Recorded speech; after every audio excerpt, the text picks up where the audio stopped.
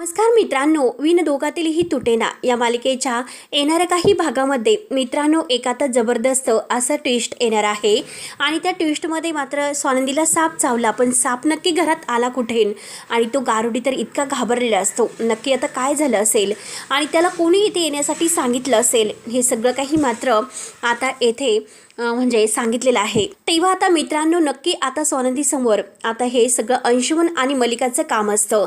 जेव्हा तो गारुडी पकडला जातो, आनंदने त्या गारुडीला पकडून आणलेला आहे आणि तेव्हा तो म्हणजे जेव्हा तो बाहेर पळून जात असतो, गारुडी खूप घाबरलेला असतो. त्याला असं वाटतं की नक्की आता ह्या बाईचा जीव जाईल, तिला साप चावला म्हणून तो घाईघाईने घाबरूनच तिथून जात असताना आनंद त्याला पकडून समोर घेऊन येतो आणि लगेच मात्र आता सगळ्यांच्या समोर मलिकाचं आणि अंशुमनचं भांडं फुटणार आहे आणि शेवटी स्वानंदीच्या जीवावर मात्र आता हे उठलेले आहे. हे अगदी स्पष्ट सगळ्यांच्या समोर पुराव्यासहित झालेलं असतं. त्या गारुड्याने सगळ्यांच्या समोर सांगितलेलं आहे की हे सगळं मात्र ह्या मलिका आणि अंशुमन या दोघांनी केलेलं आहे. हे जेव्हा सत्याचा उलगडा होतो तेव्हा समोरचा धक्का म्हणजे त्याला इतका पचन असं झालेला असतो. माझ्या स्वानंदीच्या माझ्या बायकोच्या जीवावर उठतात आणि ती पण घरातील लोक आणि आपण यांच्यावर विश्वास ठेवतो, याचा समोरला फार मोठा धक्का बसलेला असतो. तर मित्रांनो आता नक्की सविस्तर काय होतं ते बघूयात. त्यासाठी मित्रांनो जर तुम्ही आपल्या चॅनलवर नवीन असाल तर चॅनलला सबस्क्राईब करण्यासाठी मात्र विसरू नका, जेणेकरून तुम्हाला या मालिकेचे असेच नवनवीन अपडेट्स पाहायला मिळतील आणि हा व्हिडिओ शेवटपर्यंत नक्की बघत राहा. तेव्हा मित्रांनो हे बघा, नागपंचमीच्या या सणाला आता स्वानंदीने सगळं काही व्यवस्थित केलेलं असतं आणि मलिकाला ते काही देखवलेलं नसतं. मलिकाला असं वाटतं की आता ह्या स्वानंदी आणि समर या दोघांना हस्तखेळतं त्यांचं जे जीवन आहे तर ते हस्तखेळतं जीवन मात्र आता उद्ध्वस्त कसं करायचं, कारण त्या स्वानंदीच्या चेहऱ्यावर जो आनंद आहे तो चेहऱ्यावरचा आनंदच मला दिसायला नको, कारण ही स्वानंदी आता ह्या आपल्या घरात काय परंतु आपल्या आयुष्यातच दिसायला नको, म्हणून मात्र त्यांनी एक मोठा प्लॅन केलेला असतो आणि तो प्लॅन मात्र त्यांनी उद्ध्वस्त करून टाकण्याचा ठरवलेला आहे. परंतु आता देवकृपेने स्वानंदीच्या जीवावर जरी उठलेले आहे परंतु स्वानंदीला देवाची साथ आहे आणि समरच्या प्रेमाची साथ. स्वानंदीने सांगितलेलं असतं की कितीही कोणी आम्हाला वेगळं करण्याचा प्रयत्न केला तरी सुद्धा आम्ही वेगळं होऊ शकत नाही.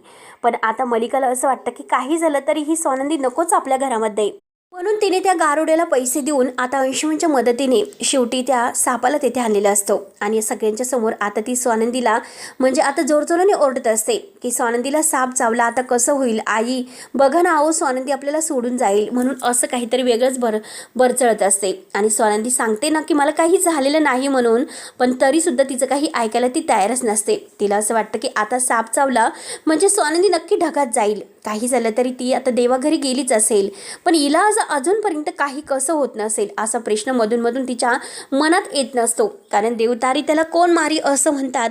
मग आता स्वानंदीला काही झालेलं नाही, इतक्या सापाने रक्त काढलेलं असतं पण तरीसुद्धा स्वानंदीला काहीच झालेलं नसतं, कारण तो सापच विषारी नसतो. जेव्हा आता त्या स्वानंदीला साप डसतो आणि त्याच वेळेस आनंद आणि समर घाईने मात्र आता त्यांना आजीने फोन करून बोलावलेलं आहे. दोघं घाईने येत असतात.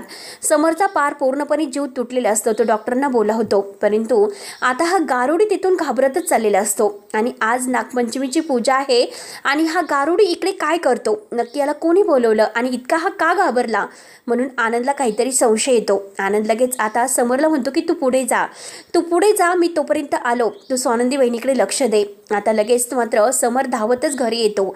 स्वानंदीची अवस्था बघतो, स्वानंदीला काही झालेलं नसतं. स्वानंदी म्हणते की मी सांगते ना की मला काही झालेलं नाही. डॉक्टर आलेले असतात. डॉक्टर आता मलिका तर बोलूनच देत नसते. मलिका आता रडायला सुरुवात करते की बघ समर काय झालं, आपल्या स्वानंदीला साप चावला, आता स्वानंदी आपल्याला सोडून जाईल, अरे कर ना काहीतरी, म्हणून आता अगदी जोरजोराने किंचाळत असते. आणि तेवढ्यात मात्र आता आनंदने बाहेर त्या गारुड्याला पकडलेलं असतं. त्या गारुड्याला तो विचारतो की काय रे तू इथे कसा, तुला कोणी बोलवलं आणि तू इतका घाबरत का निघाला. तेव्हा तो गारुडीला काय बोलावं तेच काही कळत नसतं.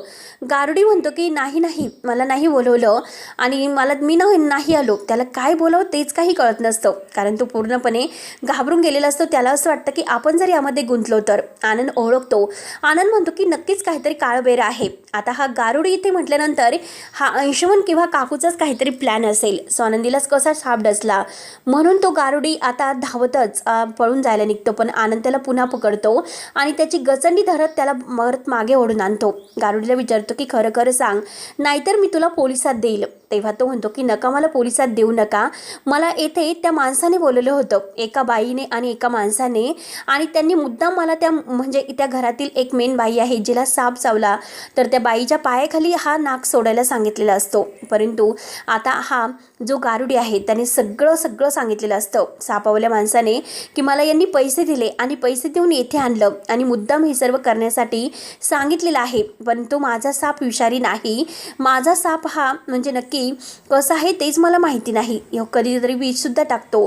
परंतु ह्या बाईला जर आता काही झालं तर यामध्ये मला अडकू नका, माझी काहीही चूक नाही. त्या बाईला साप डसला, मला प्लीज जाऊन द्या. तर आता हा आनंद म्हणतो की नाही, तू इथे ना आता जायचं, मी तुला काहीच होऊन देणार नाही. परंतु मला एक गोष्ट सांग. एक गोष्ट म्हणजे अशी, आता हे जे काही तू माझ्यासमोर बोलला ते आतमध्ये सगळ्यांच्या समोर बोलायला पाहिजे. आणि सगळ्यांच्या समोर बोलून मात्र आता तू मला हे सांग की नक्की म्हणजे हा साप तुला कोणी सोडायला सांगितलेला आहे. आता आतमध्ये सगळेजण येतात. आनंद त्या माणसाला गचंडातच ते धरून घेऊन येतो. अंशुमन आणि मलिका तर खूपच घाबरतात, कारण हा माणूस आता इथे परत आला आणि तो पण आनंदने धरून आणला. याने जर आता आपलं नाव घेतलं तर काही खरं नाही. आणि शेवटी मात्र आता लगेच हा समोर म्हणतो की स्वानंदी मॅडम काय झालं. स्वानंदी म्हणते की ना, अहो राजवाडे, मला काही झालं नाही, पण मला हा प्रश्न पडतो की साप येथे आला कसा. तर आनंद म्हणतो की मी सांगतो, साप आला कसा. तर लगेच आता त्या माणसाला म्हणतो की बोल लवकरात लवकर, साप इथे आला कसा आणि तुला इथे आणण्यासाठी कोणी सांगितलं होतं. तेव्हा तो माणूस मलिका आणि अंशुमन यांच्याकडे बोट दाखवतो आणि ही तीच दोन माणसं आहे की यांनी मला पैसे दिले होते आणि पैसे देऊन त्यांनी साप ह्या बाईच्या पायाखाली सोडवायला सांगितलेला होता. तेव्हा आता स्वानंदी लगेच टाळ्या वाजवते. स्वानंदी म्हणते की काकू, अहो बोला ना, का शॉक झालात. इतक्यावर तर तुम्ही मोठमोठ्याने ओरडत होतात की स्वानंदीला साप चावला, स्वानंदी आपल्याला सोडून जाईल. आणि बघितलंस का काकू, तुम्ही कितीही माझ्या जीवावर उठा, परंतु मला देवाची म्हणजे आज्ञा नाही तोपर्यंत मी काहीच होऊ शकत नाही. तुम्ही केसाला सुद्धा धक्का लावू शकत नाही. समर राजवाड्यांचं प्रेम माझ्या सोबत आहे आणि तरीसुद्धा काकू, अहो समर राजवाडे तुमच्यावर इतकं प्रेम करतात आणि तुम्ही त्यांच्या बायकोच्या जीवावर उठतात आणि ते पण तुमच्या घरातील व्यक्तीच्या. तेव्हा काकूची बोलती बंद होते. काकू म्हणते की स्वानंदी, माझ्यावर आरोप करू नको. तेव्हा तो माणूस म्हणतो की हे खरं आहे, ही दोन माणसं आहे की यांनीच मला येथे आणण्यासाठी पैसे दिले होते. आता समोर म्हणतो की काकू आणि अंशुमनच्या लगेच कानामागे ठेवून देतो. आज मात्र तू स्वानंदीच्या जीवाशी खेळलास. अरे तुला लाज वाटायला हवी होती की ती तुझी वहिनी आहे आणि ती तुमच्यासाठी इतकं सर्व काही करते आणि तुम्ही तिच्या जीवावर उठतात, त्यांच्या जीवावर उठतात. लाज वाटायला हवी होती. आता सुष्मिता पुढे येते. सुष्मिता म्हणते की म्हणजे माझ्या ताईला तुम्ही मारण्याचा प्रयत्न केला, मॉमिनला आणि अंशुमन तुम्हाला वाटलं नव्हतं. तुम्ही तर कायम ताईला काहीतरी करण्याचा प्रयत्न करत असतात, पण आज तुम्ही तिच्या जीवाशी खेळता हे मला माहिती नव्हतं.